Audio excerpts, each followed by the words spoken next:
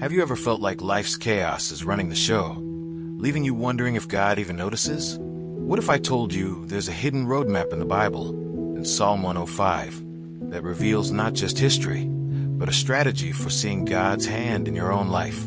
This psalm challenges the common belief that faith is passive, showing instead that recounting God's wondrous works isn't just storytelling. It's a powerful practice that transforms perspective, strengthens trust, and unlocks blessings. Imagine knowing with absolute confidence that God's promises are active today, just like they were for Abraham, Joseph, and the Israelites. Stick around, because by the end, you'll see how reading and explaining these chapters can shift the way you experience God's faithfulness every single day. Then, let's read the chapter together. Give praise to the Lord, proclaim His name. Make known among the nations what He has done. Sing to Him, sing praise to Him. Tell of all His wonderful acts. Glory in His holy name. Let the hearts of those who seek the Lord rejoice. Look to the Lord and His strength. Seek His face always. Remember the wonders He has done, His miracles, and the judgments He pronounced. You, His servants, the descendants of Abraham, His chosen ones, the children of Jacob. He is the Lord our God. His judgments are in all the earth. He remembers His covenant forever, the promise He made for 1,000 generations, the covenant He made with Abraham, the oath He swore to Isaac. He confirmed it to Jacob as a decree, to Israel as an everlasting covenant. To you I will give the land of Canaan, as the portion you will inherit. When they were but few in number, few indeed, and strangers in it, they wandered from nation to nation, from one kingdom to another. He allowed no one to oppress them. For their sake He rebuked kings. Do not touch my anointed ones. Do my prophets no harm. He called down famine on the land, and destroyed all their supplies of food.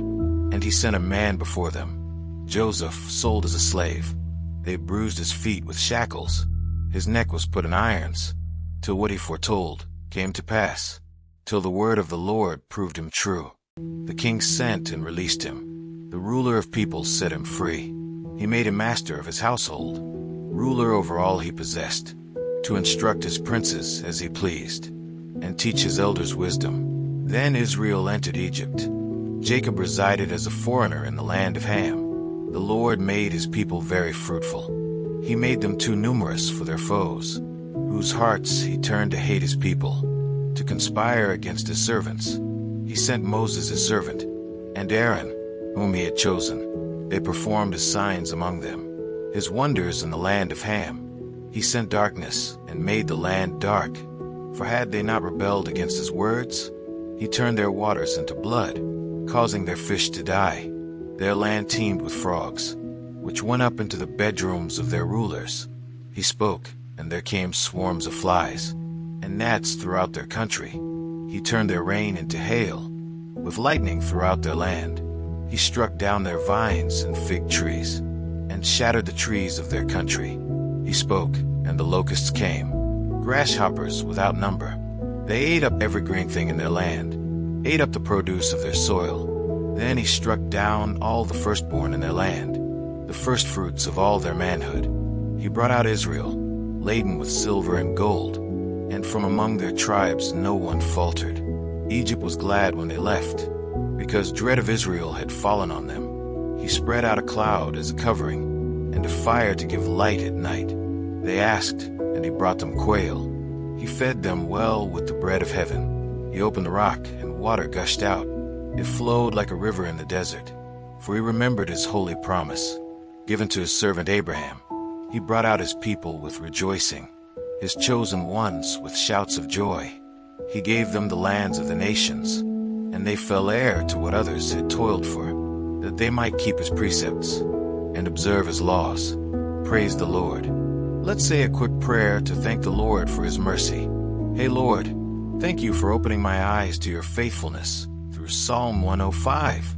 Thank You for showing me how You keep every promise, how You work behind the scenes, and how Your wondrous deeds still speak to my life today. Please help me not just to read and understand Your word, but to truly live it, to trust You in every situation, to notice Your hand in the little and big things, and to share your faithfulness with others. Give me wisdom to apply what I've learned in my everyday life, in my decisions, my relationships, and my goals. I'm so grateful, Lord, and I ask this with a heart ready to follow you. Amen. Now that we've walked through Psalm 105 and seen God's faithfulness from Abraham to the Israelites, the challenge is clear.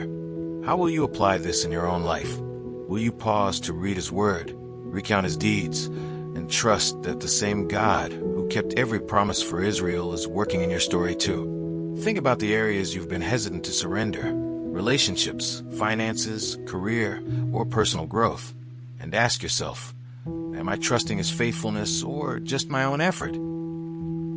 Take a moment to journal, share, or even explain these truths to someone else.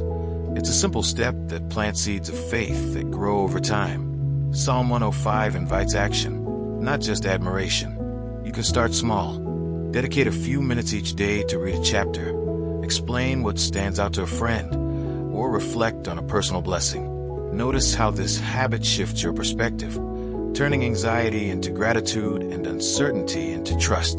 The psalm reminds us that faith isn't passive, it's an active, daily choice to believe God's promises, just like He fulfilled them in history. Imagine the transformation if you consistently recognized His wondrous works in your life. So here's the question: will you let Psalm 105 just be a story, or will you live its truth every day? Take a step, recount His faithfulness in your own journey, and watch how God's promises unfold before your eyes. Don't forget to subscribe to the channel and turn on notifications. There's so much more to explore, more chapters to read, more truths to explain, and more ways to see God move in your life. Your next step starts now, and trust me, you won't want to miss what comes next. And as always, don't forget to check the last video and learn more about the scriptures.